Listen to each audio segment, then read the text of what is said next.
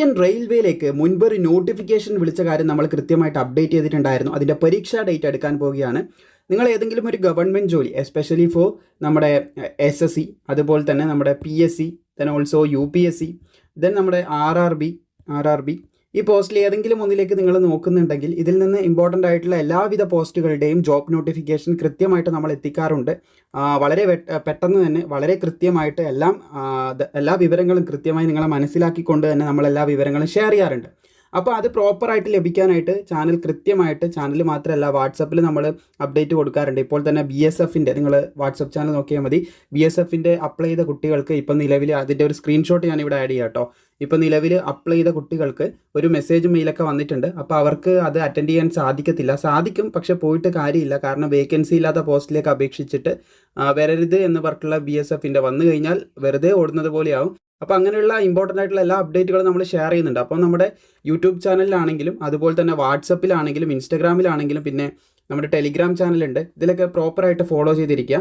ഏതിലില്ലെങ്കിലും യൂട്യൂബിലും അതുപോലെ തന്നെ വാട്സപ്പ് ചാനലിലും കൃത്യമായിട്ട് നിങ്ങൾ ഫോളോ ചെയ്തിരിക്കുക. വാട്സപ്പിൽ നമ്മൾ പെട്ടെന്ന് കിട്ടുന്ന അപ്ഡേറ്റ് ഒക്കെ പ്രൊവൈഡ് ചെയ്യാറുണ്ട്, ബാക്കിയുള്ള സോഷ്യൽ മീഡിയയിലും പ്രൊവൈഡ് ചെയ്യാറുണ്ട്. സോ അതിനായിട്ട് നേരത്തായ ഡിസ്ക്രിപ്ഷനിൽ നമ്മുടെ വാട്സപ്പ് ചാനലിൻ്റെ ലിങ്കും കാര്യങ്ങളൊക്കെ നിങ്ങൾക്ക് ലഭിക്കുന്നതായിരിക്കും. സോ നമുക്ക് ഡീറ്റെയിൽസിലേക്ക് കിടക്കാം. ഇവിടെ നിങ്ങൾക്ക് കാണാൻ സാധിക്കുന്നതാണ് നമ്മുടെ റെയിൽവേ മുൻപ് വിളിച്ച ഒരു നോട്ടിഫിക്കേഷൻ ആയിരുന്നു. ALP എന്ന് പറയുന്നത് അസിസ്റ്റൻറ്റ് ലോക്കോ പൈലറ്റ് പോസ്റ്റിലേക്ക് മുൻപൊരു നോട്ടിഫിക്കേഷൻ വിളിച്ചിട്ടുണ്ടായിരുന്നു. സോ അതിൻ്റെ അപേക്ഷയും കാര്യങ്ങളൊക്കെ കഴിഞ്ഞു. ഒരു നോട്ടിഫിക്കേഷൻ വന്നു കഴിഞ്ഞാൽ, നേരത്തെ പറഞ്ഞതിൻ്റെ തുടർച്ചയാണ്, ഒരു നോട്ടിഫിക്കേഷൻ വന്നു കഴിഞ്ഞാൽ ആദ്യം നമ്മൾ അതിൻ്റെ നോട്ടിഫിക്കേഷൻ വരുന്ന വീഡിയോ ചെയ്യുന്നു. അതിനുശേഷം അതിൻ്റെ പരീക്ഷാ ഡേറ്റ് ബാക്കിയുള്ള എന്താണോ അതിന് ശേഷം വരുന്നത്. ചില പോസ്റ്റുകൾക്ക് പരീക്ഷാ ഡേറ്റ് ആയിരിക്കും, ചിലതിന് ഫിസിക്കലായിരിക്കും, ചിലതിന് മറ്റെന്തെങ്കിലും ആയിരിക്കും. അപ്പോൾ അങ്ങനെ എന്താണ് വരുന്നത്, SSC ഒക്കെ നോക്കുകയാണെങ്കിൽ നമുക്ക് ആദ്യം തന്നെ സ്ലോട്ട് സെലക്ട് ചെയ്യേണ്ട ഓപ്ഷനൊക്കെ വരുന്നുണ്ട്. അതിന് മുമ്പ് എക്സാം ഡേറ്റ് വരുന്നുണ്ട്. അപ്പോൾ ഇതൊക്കെ കൃത്യമായിട്ട് നമ്മൾ അപ്ഡേറ്റ് ചെയ്യുന്നുണ്ട്. അപ്പോൾ റെയിൽവേൻ്റെ കേസിൽ നോക്കുകയാണെങ്കിൽ ആദ്യം നോട്ടിഫിക്കേഷൻ വരുന്നു, അതിനുശേഷം അതിൻ്റെ എക്സാം ഡേറ്റ് വരുന്നു, പിന്നെ അതിൻ്റെ അഡ്മിറ്റ് കാർഡ് വരുന്നു, പിന്നെ പരീക്ഷ നടക്കുന്ന സമയങ്ങളും കാര്യങ്ങളും, പിന്നെ അതുമായിട്ട് ബന്ധപ്പെട്ട റിസൾട്ട് റിലീസ് ചെയ്യുന്ന കാര്യങ്ങൾ, പിന്നെ അത് തുടർന്ന് ഇങ്ങനെ പോകും. അപ്പോൾ അതൊക്കെ കൃത്യമായിട്ട് നമ്മൾ അപ്ഡേറ്റ് ചെയ്യാറുണ്ട്. അതിൻ്റെ ഭാഗമായിട്ടുള്ള മറ്റൊരു അപ്ഡേറ്റ് ആണ് ഇവിടെ നിങ്ങൾ കാണുന്നത്. അപ്പോൾ ഇവിടെ കാണാൻ സാധിക്കും government of India ministry of the railway recruitment board. അപ്പോൾ അത് എക്സാം ഷെഡ്യൂൾ ചെയ്തിട്ടുള്ളതിൻ്റെ ഒരു നോട്ടീസാണ് ഇവിടെ കൊടുത്തിട്ടുള്ളത്. സീരിയൽ നമ്പർ 01/2025 ആണ് സീരിയൽ നമ്പർ.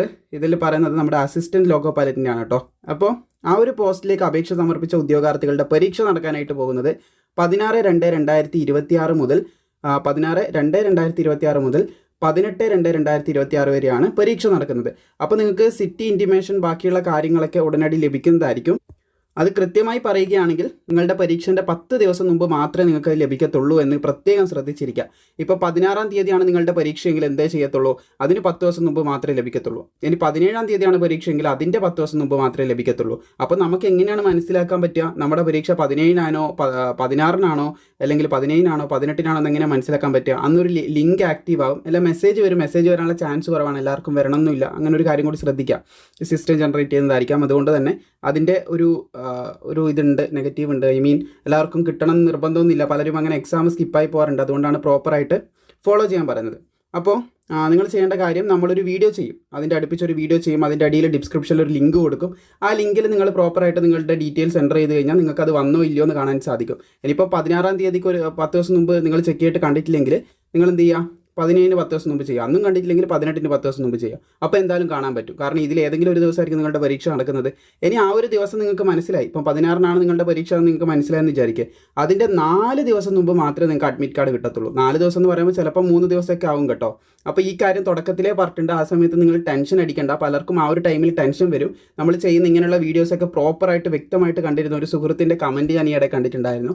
വീഡിയോയിൽ കൃത്യമായിട്ട് പറഞ്ഞ കാര്യത്തിൽ തന്നെ ഒരു സുഹൃത്തിന് സംശയം വന്ന സമയത്ത് മറ്റൊരു സഹോദരൻ, അത് SSCൻ്റെ ഒരു കറപ്ഷൻ വിൻഡോൻ്റെ ആയിരുന്നു, 200 രൂപ അടക്കാൻ പറയുന്നുണ്ട്, അതെന്താ പൈസയൊക്കെ ചോദിക്കുന്നത് എന്നുള്ളൊരു കാര്യം ആ സഹോദരൻ വന്നിട്ട് നമ്മുടെ കമൻറ്റ് ബോക്സിൽ ചോദിച്ചു. അതേ സമയത്ത് മറ്റൊരു സഹോദരൻ കൃത്യമായിട്ട് അതിനുള്ള റിപ്ലൈ കൊടുത്തിട്ടുണ്ടായിരുന്നു.